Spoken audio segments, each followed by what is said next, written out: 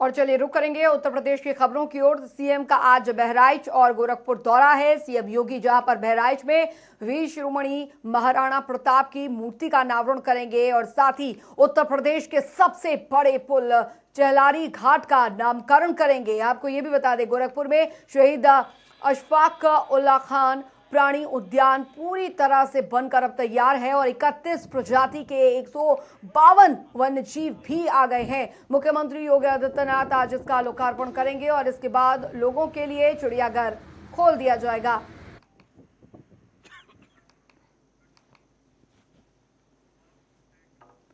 तो वहीं गोरखपुर को सीएम की सौगात को लेकर शहीद अशफाक उल्ला खां के परपौत्र ने क्या कुछ कहा है, सुनिए। शहीद अशफाक उल्ला खां के बड़े भाई के सहपाठी थे पंडित राम प्रसाद बिस्मिल जी। तो वो एक संगठन वहां बना रहे थे देश की आज़ादी के लड़ने के लिए। अशफाक उल्ला खां को जब ये पता चला तो अशफाक उल्ला खां उनके पास गए, उनसे कहा कि हम ये चाहते हैं कि इस संगठन में काम करना हो देश की आज़ादी के लिए। तो पंडित जी को यकीन नहीं हुआ, उन्होंने मना कर दिया क्योंकि उनके बड़े भाई सहपाठी भी थे। उन्होंने कहा कि इनके परिवार के लोग अच्छे ओहदों पे हैं और उनके नाना डिप्टी कलेक्टर थे और उनके परिवार में कोतवाल थे अशफाक उल्ला खां के वालिद। तो उन्होंने मना कर दिया कि ये शायद नहीं, लेकिन फिर उन्हें यकीन आया बहुत ज़्यादा उनसे मिलने के बाद, और वो फिर दोस्ती अशफाक उल्ला खां के बड़े भाई से ज़्यादा दोस्ती अशफाक उल्ला खां से हो गई उनकी। और वो दोस्ती इस हद तक हो गई कि आर्य समाज मंदिर शाहजहाँपुर का इस बात का गवाह है कि वो एक साथ खाना खाया करते। अशफाक उल्ला खां वहीं अपनी नमाज प्रांगण में अदा करते और अशफाक पंडित राम प्रसाद बिस्मिल अपना वहीं हवन पे बैठे होते।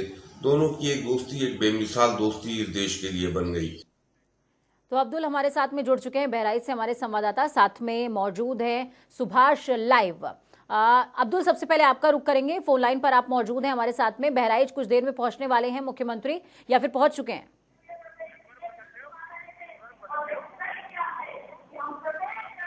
अब्दुल, आप तक मेरी आवाज पहुंच पा रही है क्या? चलिए, अब्दुल तक मेरी आवाज नहीं पहुंच रही है, तब तक सुभाष का रुख करते हैं। सुभाष, गोरखपुर के लिए आज बड़ा दिन है, पूर्वांचल वासियों को बड़ी सौगात आज गोरखपुर बहराइच से मिलने वाली है। जी बिल्कुल पूजा जी, आज गोरखपुर में 4 दिवसीय दौरे पर मुख्यमंत्री गोरखपुर आए हैं, जिसमें आज सबसे पहले गोरखपुर दिन वो जाएंगे चिड़ियाघर, यानी शाम को 4 बजे वो चिड़ियाघर जाएंगे जो शहीद अशफाक उल्ला खां के नाम से बनाया गया है। और लगभग 121 एकड़ के एरिए में और लगभग 2.5 से ज्यादा खर्च करके इस चिड़ियाघर को तैयार किया गया है, जिसका आज मुख्यमंत्री योगी आदित्यनाथ शाम को 4 बजे उद्घाटन करेंगे। और आपको ये भी बता दें पूजा जी की खास तौर से नेपाल और खास तौर से बिहार और पूर्वांचल के लिए ये चिड़ियाघर काफी जो है लोगों के लिए एक अच्छा पर्यटक स्थल होगा, क्योंकि जो है अब से पहले वो लोग 250 किलोमीटर लखनऊ जाते थे, लेकिन अब वो उनको गोरखपुर में मिलेगा, क्योंकि बॉर्डर जो है गोरखपुर से नेपाल और खास तौर से बिहार का भी बॉर्डर है।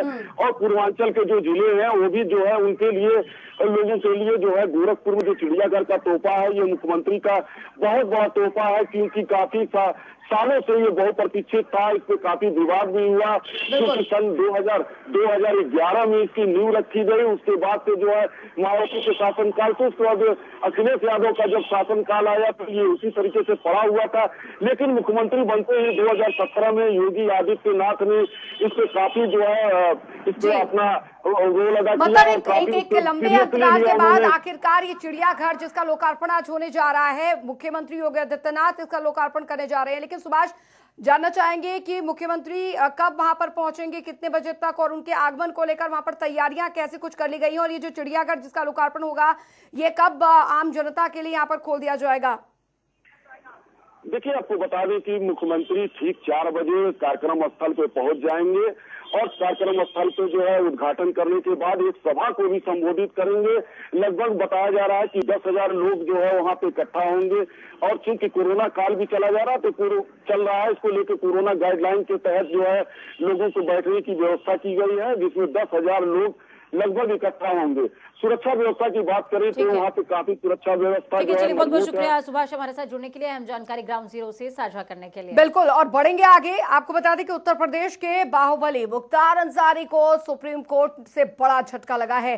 सुप्रीम कोर्ट ने मुख्तार अंसारी को 2 हफ्ते में उत्तर प्रदेश शिफ्ट करने के आदेश दिए हैं। फिलहाल मुख्तार अंसारी पंजाब की जेल रोपड़ में बंद है, जिस पर की यूपी सरकार लगातार आरोप लगाती रही है कि पंजाब की कांग्रेस सरकार में अंसारी सिर्फ संरक्षण दिया जा रहा है, जबकि यूपी में अंसारी पर कई मामले लंबित हैं। और इसी मामलों को लेकर उत्तर प्रदेश सरकार ने सुप्रीम कोर्ट में याचिका दाखिल की थी और अब सुप्रीम कोर्ट ने उत्तर प्रदेश सरकार के पक्ष में फैसला सुनाया है और अब 2 हफ्ते के अंदर मुख्तार अंसारी को उत्तर प्रदेश भेजा जाएगा। साथ ही आपको यह भी बता दें, मुख्तार को यूपी के बांदा या फिर प्रयागराज जेल में रखा जा सकता है, जिसका फैसला एमपी एमएलए कोर्ट का होगा।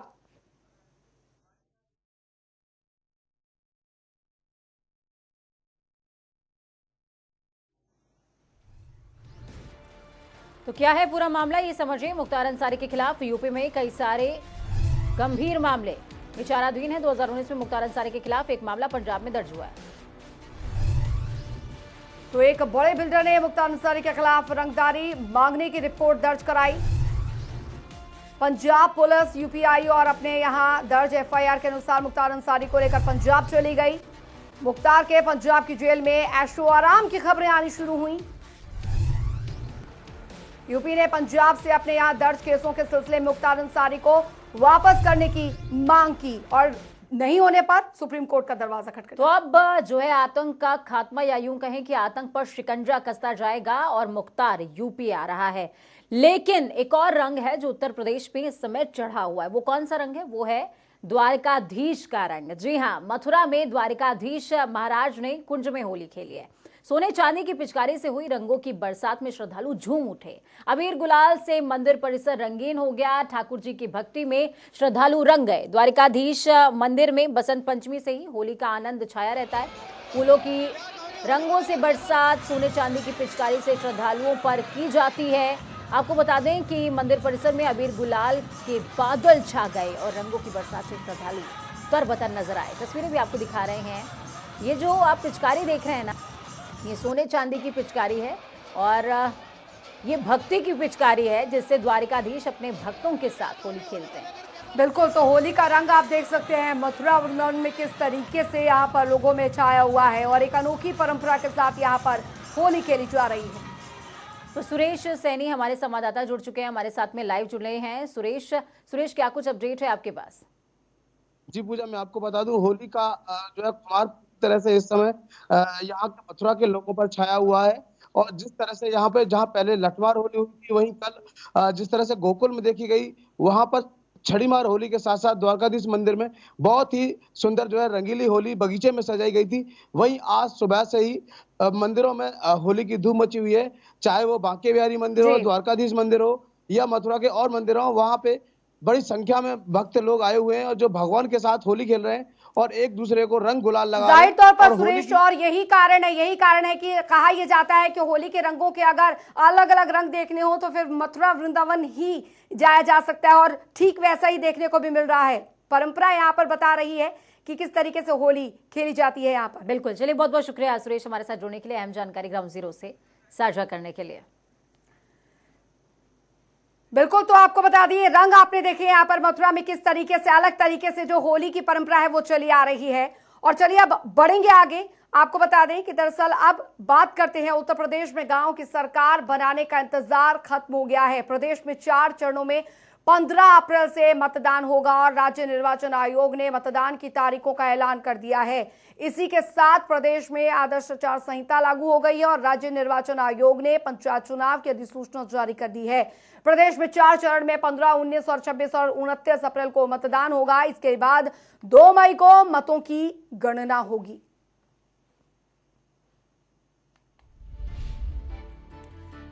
तो 4 चरण में होगा यूपी पंचायत का चुनाव। 15, 19, 26 और 29 अप्रैल को होगा मतदान और 2 मई को वोटों की गिनती होगी। तो पहले चरण के दौरान 18 जिलों में होगी वोटिंग। तो चलिए आगे रुक करते हैं और आपको बताएंगे किस तरीके से रामलला के दरबार में जाने वाले भक्तों के लिए निराशा की खबर है। जी हां, बीते साल राम मंदिर में प्रसाद पर रोक के बाद अब श्रद्धालुओं को चरणामृत पर भी प्रतिबंध लगा दिया गया है। कोरोना के बढ़ते संक्रमण को देखते हुए श्री राम जन्मभूमि तीर्थ क्षेत्र ट्रस्ट ने श्रद्धालुओं को चरणामृत और प्रसाद देने पर प्रतिबंध लगा दिया है। कोरोना के बढ़ते केसेस को देखते हुए रोडवेज ने फरमान भी जारी किया है कि अगर बिना मास्क के यात्री टिकट लेने पहुंचते हैं तो उनको टिकट नहीं दिया जाएगा, और अगर ड्राइवर और कंडक्टर मास्क नहीं लगाते हैं तो उनके खिलाफ 100 रुपए का चालान होगा, जुर्माना उनसे वसूला जाएगा।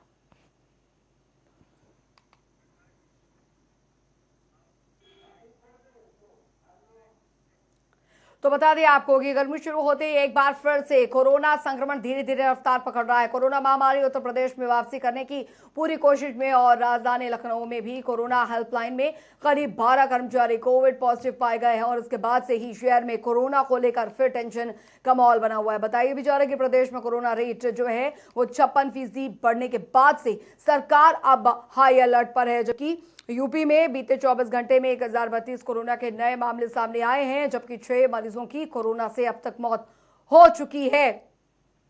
तो त्योहारों पर भी इसका असर पड़ा है और साथ ही साथ धार्मिक स्थानों पर भी श्रद्धालुओं के लिए दिशा निर्देश जारी कर दिए गए हैं।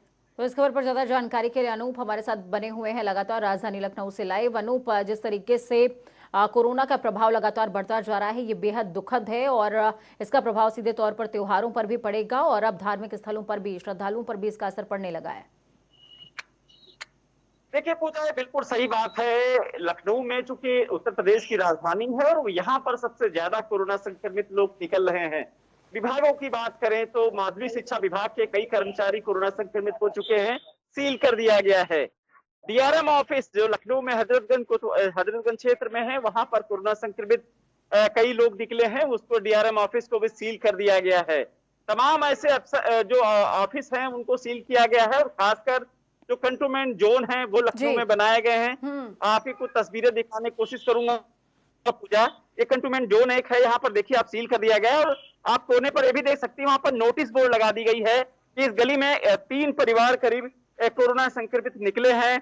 उन तीनों परिवारों के चलते इस पूरी गली को यहाँ पर सील कर दिया गया है। बाहर पुलिस का पहरा है, कोई भी अंदर नहीं जा सकता है। जो आवश्यक चीजें हैं उनको लेकर यहाँ पर पहले पुलिस पूछताछ करती है, क्योंकि 3 घरों के बाद जो घर कुछ गली में है उनके लिए कहीं थोड़ी बहुत छूट दी जाती है। बिल्कुल अहम तस्वीरें आपने अनूप दिखाई हैं, लेकिन ऐसे में अहम ये भी हो जाता है कि तमाम लोग एहतियात बरतें, क्योंकि नोटिस चस्पा करने का काम तो प्रशासन ने कर दिया, लेकिन आगे का काम लोगों को करना है। चलिए बहुत बहुत शुक्रिया हमारे साथ जुड़ने के लिए, अहम जानकारी ग्राउंड जीरो से साझा करने के लिए।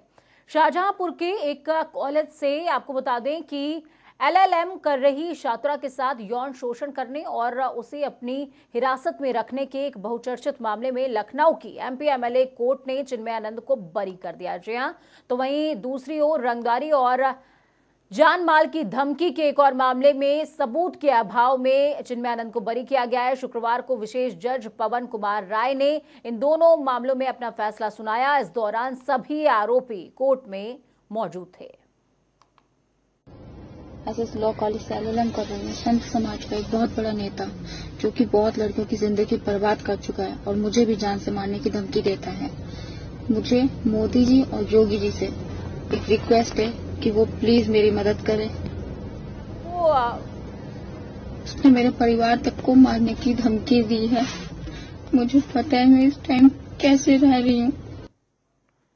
तो ये बेहद अहम तस्वीरें हो जाती हैं। आपको ये तस्वीरें हमने दिखाई, ये उस पीड़िता का बयान था जिस पर ये एक्शन लेते हुए सुनवाई हुई थी। फिलहाल दोनों ही मामले में रंगदारी का मामला था और साथ में चिन्मय आनंद पर जो शोषण का मामला लगा हुआ था। दोनों ही मामलों में सबूतों के अभाव पर चिन्मय आनंद को बरी कर दिया गया है।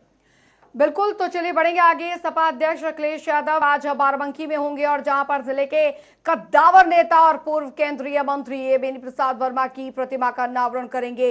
एक आपको बता दें कि स्मारिका के विमोचन के बाद सभा को संबोधित करेंगे और पूर्व मुख्यमंत्री अखिलेश यादव चुनावी साल और पंचायत चुनाव के शंखनाद के वक्त प्रतिमा के प्रतीक के सहारे कई सियासी गणित को साधेंगे।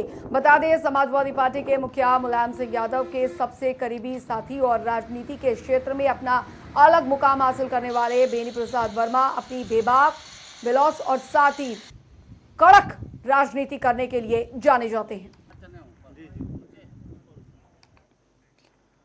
तो वहीं कांग्रेस महासचिव प्रियंका गांधी ने उत्तर प्रदेश में होने वाले पंचायत चुनावों के मद्देनजर प्रभारियों की नियुक्ति कर दी है। जहां अखिल भारतीय कांग्रेस कमेटी के सचिव जुबेर खां और धीरज गुर्जर को राज्य के पंचायत चुनावों के संचालन के लिए प्रभारी नियुक्त किया गया है। अगले साल होने वाले प्रदेश विधानसभा चुनाव से पहले अगले महीने होने जा रहे पंचायत चुनावों में पार्टी को कामयाबी दिलाने का दारोमदार इनके ऊपर है।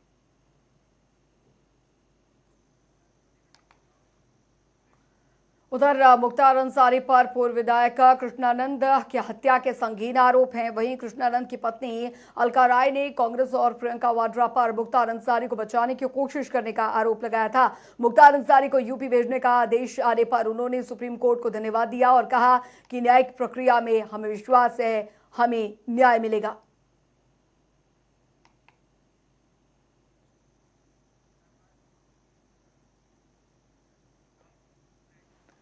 तो वही रुक करेंगे उन्नाव का। उन्नाव में पॉक्सो एक्ट के विशेष न्यायाधीश और बार एसोसिएशन के अध्यक्ष के बीच में गुरुवार को हुए विवाद के मामले ने तूल पकड़ लिया। शुक्रवार को जज प्रहलाद टंडन ने अपना इस्तीफा इलाहाबाद हाईकोर्ट के लखनऊ खंडपीठ को भेज दिया है। बताया जा रहा है कि जज को इस्तीफा सौंपने के बाद वो छुट्टी पर चले गए। हालांकि इस बीच उनकी तहरीर पर कोतवाली पुलिस ने एसोसिएशन के अध्यक्ष रामशंकर सिंह यादव समेत 100 लोगों पर केस भी दर्ज कर लिया। दरअसल एडीजे 11 पॉक्सो कोर्ट में गुरुवार को बार एसोसिएशन अध्यक्ष रामशंकर यादव वकीलों के साथ एक मुकदमे की पैरवी करने पहुंचे थे। इसी दौरान कोर्ट के अंदर वीडियो बनाने को लेकर रामशंकर यादव और जज के बीच विवाद पेश आया था।